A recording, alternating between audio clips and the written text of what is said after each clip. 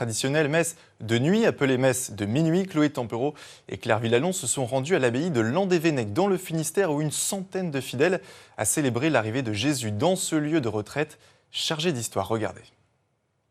Ce soir, nous veillons avec les bergers de Bethléem. Comme pour tous les offices, les moines de Landévennec ouvrent les portes de l'abbaye à qui veut le soir de Noël.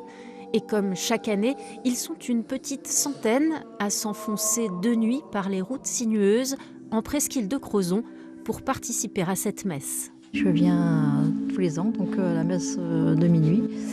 Et j'apprécie pour la qualité du chant des moines, la douceur et l'ambiance.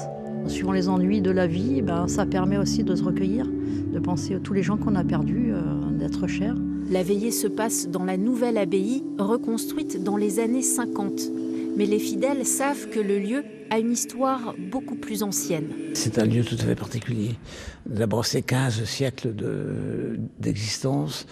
C'est un lieu où souffle l'esprit, où on a le temps peut-être de se poser et de se relier à soi-même.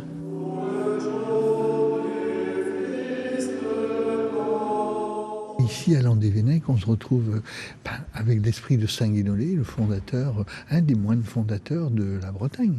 Un esprit bien breton. Ça veut dire quoi l'esprit breton? Je dirais un esprit simple, déterminé, un esprit qui a les pieds sur terre. Après la veillée et les chants, le père abbé de l'abbaye de Saint-Guénolé célèbre la messe de Noël, synonyme de fête de la fraternité pour les chrétiens. On dit que pendant la guerre de 14, il y a des soldats français, des soldats allemands qui ont fait la trêve pendant la nuit de Noël et qui ont partagé quelque chose. Donc ça dit bien le sens de cette fête. Parce que en célébrant Noël, nous célébrons un Dieu qui apporte la paix. Il transforme nos armes en outils de paix. Les messes des moines de Landévennec sont retransmises en direct toute l'année sur le site internet de l'abbaye.